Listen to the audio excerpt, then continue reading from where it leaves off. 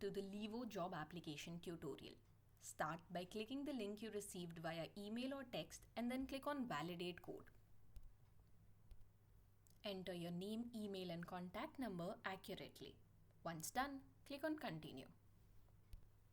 Fill in the additional details and upload your CV. After that, click on Proceed to Test. This is the personality evaluation screen.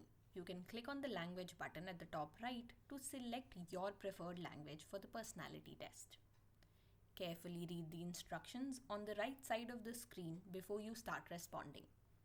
This personality test has 28 sets of 4 behaviors, also indicated by the 28 boxes in the left panel. For each set of behaviors, select one behavior that describes you the most by clicking on the thumbs up button. Then select another behavior that describes you the least by clicking on the thumbs down button. Make sure you select 2 sets of behaviors for each set. The number on the left panel will then turn green. If you wish to exit midway, you can click on Save Progress to save your responses so far and return to the application form later.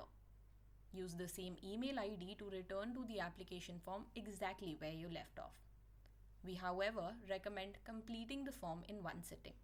You can also click on Edit Profile to change or update any details you entered before. After making all your selections, click on Submit.